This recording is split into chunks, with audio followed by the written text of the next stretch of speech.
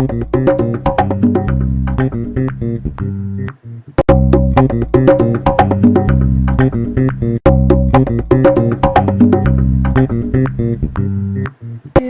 parler de deux gros dossiers qui sont passés ce matin. La modification de la TCA, taxe communale d'aménagement, et la modification de la TGA.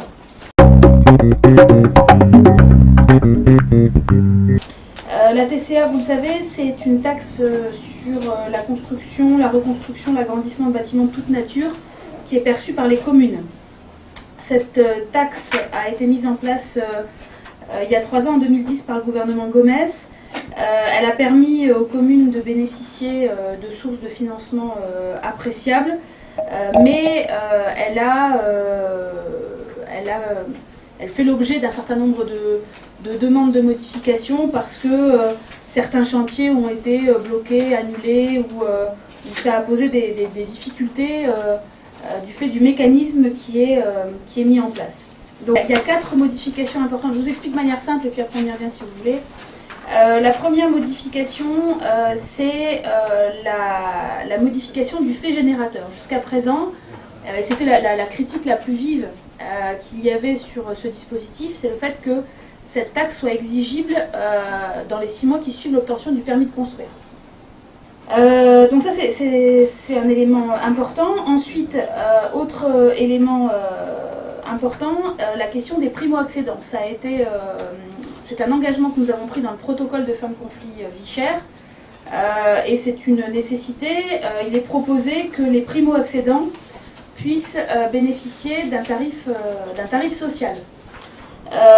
Troisième élément, la modification du calcul de la surface. Jusqu'à présent, on avait un dispositif qui prenait en compte la surface des terrasses et des garages, ce qui fait qu'on avait des constructions qui se faisaient finalement de manière un peu étrange parfois, où on n'avait plus de terrasse avec un toit, mais on avait des terrasses ouvertes avec une toile, par exemple. Enfin, on avait des choses un peu étranges pour ne pas avoir à payer la TCA sur les terrasses ou sur les garages. Donc on a simplifié le dispositif en permettant que la surface prise en compte soit la surface hors terrasse et hors garage.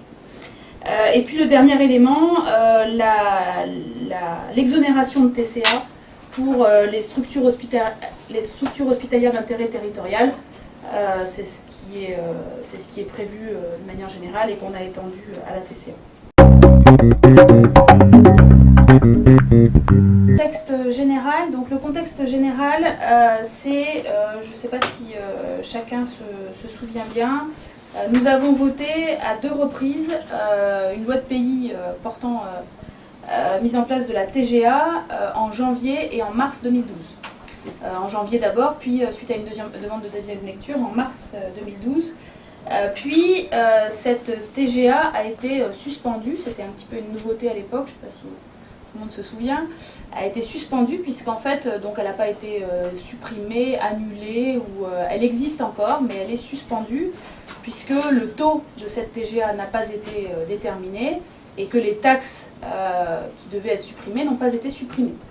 Donc le protocole de fin de conflit Vichères a prévu la mise en place de la TGA au 1er juillet 2014.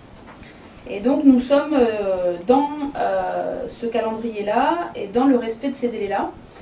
Ce qui est proposé, c'est de mettre en place la TGA au 1er juillet 2014. TGA, donc je rappelle que la TGA, c'est une taxe qui est déductible, donc ça veut dire que les taxes ne s'accumulent pas au fur et à mesure des intermédiaires, et que donc c'est un processus qui est dans le mécanisme, un mécanisme qui est vertueux. Alors, les difficultés qu'on avait lors du premier passage du texte, c'est la question particulière des produits ou des services qui étaient exonérés de TBI et de TP ou de TFA pour les produits et de TSS pour les services.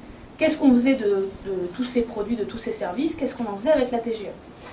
Donc les questions se sont posées individuellement pour chacun des produits, pour chacun des services.